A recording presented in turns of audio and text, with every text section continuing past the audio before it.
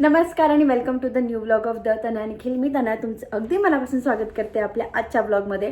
तर आज खूप दिवसांनी म्हणजे सखीच्या बड्डे नंतर फायनली असं काय सगळं साहस एकटवून मी आयब्रो करून आली आहे. त्यामुळे तुम्हाला चेंज दिसत असेल चेहऱ्यात खूप, कारण मला ते एक्सप्रेशन्सवाले व्हिडिओ ज्याचे तुम्ही कमेंट्समध्ये पण लाईव्हमध्ये पण बऱ्याच वेळेस सांगितलं, म्हटलं करूया ट्राय, तुम्हाला आवडतं आहे तर त्याच्यासाठी याची खूप गरज होती.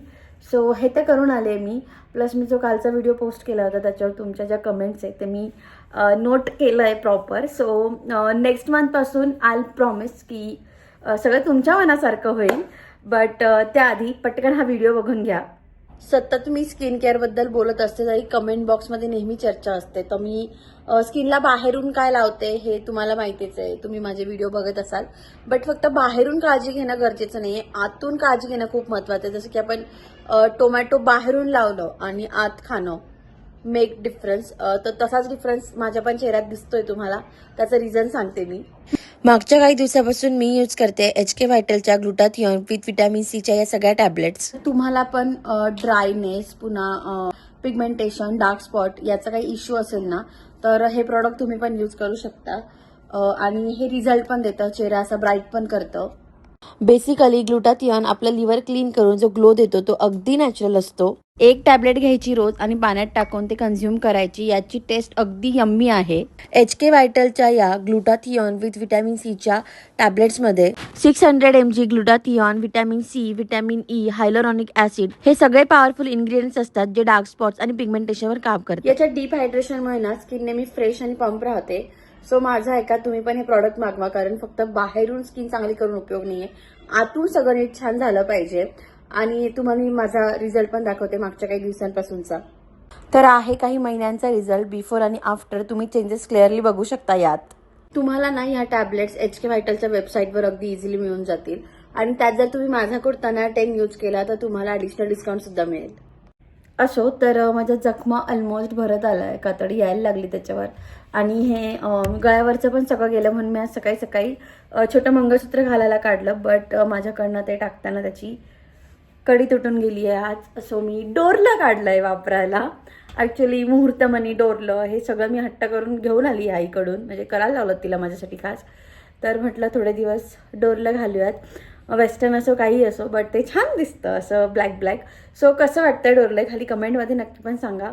आणि जमलं तर मी आज माझी ॲक्च्युली ती आधीची पण जी पोत होती ना, जी मी नाजूक केली होती बघा, ती डायमंडमधली, ती पण सखीने ओढून घेतली आहे.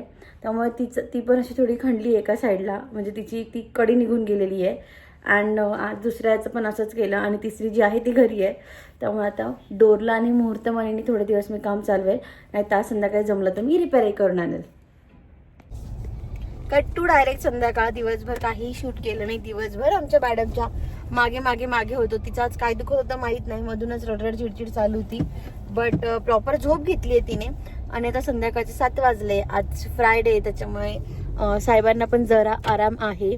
सो आणि नेक्स्ट वीक त्याचा बर्थडे, तर त्याच्यासाठी काहीतरी गिफ्ट घ्यायला चाललोय आम्ही. एवढं लवकर का, कारण काहीतरी बनवायला टाकायचं आहे मला. होप्स होते त्याच्या बर्थडेपर्यंत मिळेल. आणि सरप्राईज वगैरे असं काही नाहीये, कारण चालत नाही निखिलला. का रे, I don't like surprises. Basically असं काही नाही. बेसिकली असं आहे, जे द्यायचं ते माझ्या आवडीचं दे. मला ते चेंज वगैरे करावं लागतं. जसं की मी तुम्हाला मागच्या ब्लॉगमध्ये पण सांगितलं की मी त्याला वॉच दिलं होतं आणि माझ्या भावना दुखवल्या गेल्या होत्या, तरीही त्याने ते चेंज करायला सांगितलं होतं. Like that. चेंज नाही केलं मी.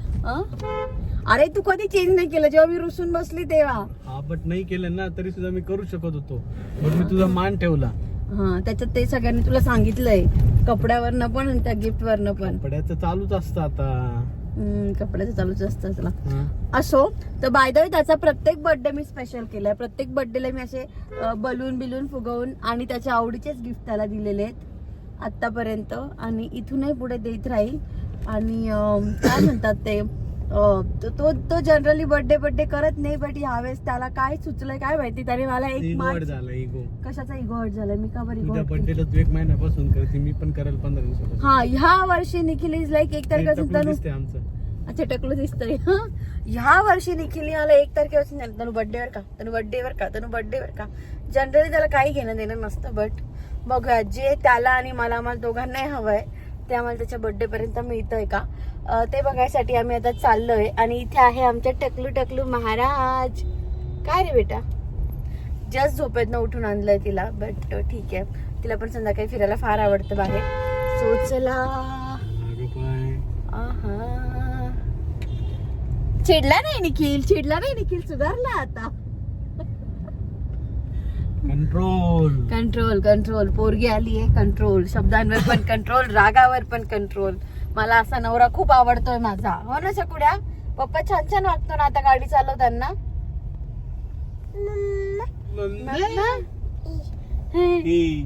ए दीदी म्हणतो, दीदी शिकली ना आता, म्हण दीदी. मम्मा नाही ग, दीदी म्हण. दीदी म्हटलं ग, म्हटलं परत म्हण एकदा दीदी. बरं हाय कर सगळ्यांना तुझा हाय कर. काय? अरे म्हण ना हाय तर कर सकुड्या, हाय कर. हाय. आणि म्हण बेबी. बर चल आपलं जय महाराष्ट्र कर. जय महाराष्ट्र. काय घेणं लाईट दिसत तर कर ना जय महाराष्ट्र. नाही ऍक्च्युली तिला माझ्या खपलंय ना याच्याशी, तिला काय ते सुरू झालं काय माहिती, सारखं तिथे बोट लावायचं असतं. असो आम्ही चाललोय PNG मध्ये. चला तुम्ही पण आमच्या सोबत. आतमध्ये तर काही शूट करू देत नाही, पण चला. सोबतच जे कोणी होम टूर म्हणतायत ना, त्यावरून मला आठवलं ऍक्च्युली आज नाही, काल दुपारीच एक किस्सा घडला. निखिलला फाईल सापडली आमच्या नवीन घराची. मला इथे थोडं फर्निचर करायचं होतं. अजून जसा सोफा घेतला तेव्हाच मी तुम्हाला सांगितलं होतं की मला देवघर वगैरे करायचं होतं. आम्ही परत कॅन्सल केलं कारण आमचं असं झालं होतं की यार डिसेंबरमध्ये तर जायचंय, 8-10 महिन्यासाठी का खर्च करायचा, सखीला सांभाळू आपण देवघरापासून. बट आम्ही काल फाईल बघितली तर पोझिशन कधीच आहे निखिल? पोझिशन डिसेंबर 26 आहे. म्हणजे डिसेंबर 26 म्हणजे 2-3 महिने अजून लेट धरायचे. आणि आमचं इतकं हे झालं ना, कारण आम्ही डिसेंबर 25च पोझिशन घेऊन चाललो होतो. तरी 3 वर्ष सांगितलं होतं ना. आम्ही जानेवारी 23 मध्ये बुक केला असा. सो 23चं पूर्ण वर्ष, 24चं पूर्ण वर्ष आणि 25चं पूर्ण वर्ष. या हिशोबाने 25 डिसेंबर हेच आठवत होतं का तो असं बोलत होता रेरामध्ये ते, आणि ते लवकर एक वर्ष आधी पोझिशन देणार आहे असं काहीतरी होतं. सो आमचा तोच हिशोब चालू होता. बट ज्या प्रकारे तर बिल्डिंगचं काम चालू आहे ऑलमोस्ट 10व्या मजल्यापर्यंत आलेलं आहे ते. बट ती आय थिंक 24 फ्लोअरची बिल्डिंग आहे ना, 27. त्यामुळे मग माहित नाही. मग आता आमचा पुन्हा प्लॅन चेंज झालाय की आता 2 वर्ष काढायचंय. आणि ह्या माझ्या बकुडीचं सामान हळूहळू वाढतच चाललंय. म्हणजे आम्ही दोघं तरी खूप इकडे तिकडे करतो, बट तिचं ते सगळं वाढतच चाललंय. त्यामुळे मग थोडंफार अजून करायचं ठरवलंय आम्ही. म्हणजे अजून इनिशियल चर्चा, कारण आम्ही ते सगळं मिटवलं होतं. आमच्याकडे काही कॉन्टॅक्ट पण नव्हते. आम्ही ते डोक्यातनं काढून टाकलं होतं की इथले मापा घेऊ, हे करून येऊ. सोप्याच्या वेळेस बरंच फिरलो होतो, त्याच वेळेस ते होऊन गेलं असतं जर आम्ही ती चर्चा केली नसती तर. ठीक आहे, बट आता जाऊ. आता ऑप्शन नाही, आता करावंच लागेल थोडंफार. सो ते करूच आम्ही 1-1.5 महिन्यात. आणि ते केलं की मग होम टूर देऊ की आधीच देऊ, डू लेट मी नो. अजून बिफोर आफ्टर हवा असेल तर सांगा की बिफोर. पण एवढं पण काही फर्निचर नाही करणार की आपण बिफोर आफ्टर करणार आहे. आपल्याला फक्त एक मोठं कपाट करावं लागणार आहे जिच्यात माझे आणि सखीचे कपडे बसतील, आणि देवघर करावं लागणार आहे. अदर दॅन दॅट बऱ्यापैकी म्हणजे किचन माझा झालेला आहे, हॉल पण सेट आहे. हॉलमध्ये आम्ही टीव्ही युनिट करू शकतो, पण त्याची काही गरज नाही वाटत आहे. कारण ऍक्च्युली आमची ती भिंत छोटी आहे आणि सखीचा काय हात वगैरे पण पुरत नाही. उगाच तिथे ते फर्निचर केलं तर मॅडम चढून बसायच्या, कारण आत्ताच ते अशा गोष्टींवर डोक्याला पण लागू शकते. कारण ते आत्ताच अशा गोष्टींवर चढून बसते ना की असं होतं की सखी उत्तर. म्हणजे मी ठरवलं इथून पुढे मी कोणाच्याच मुलांना आगाव म्हणणार नाही. ऍक्च्युली आमचे ना 1-2 रिलेटिव्ह आहेत आणि प्रचंड आगाऊ पोर आहेत. तर ना आम्ही नेहमी फोनवर बोलायचं, नाही मी केला बोलणं व्हायचं की यार किती आगाऊ असता पोरं, आई वडिलांना सांगता येत नाही का. आता मला माझ्या पोरीवरनं कळलंय. बट होप सो तिने जो त्रास आहे तो घरातच द्यावा. बाहेर गेल्यानंतर गोंडूला बाहेर ती देत नाही रे. बट जो ती आताची चुळबुळ सुरू केली ते पण जरा तिने बाहेर करू नये. बाहेर गोड सारखं वागायचं. मग बाहेर कोणी म्हटलं नाही माझी सखी आगाव आहे म्हणून, अशी नाही येते आगाव. बट थोडे गुण येतीलच माझे तिच्यात.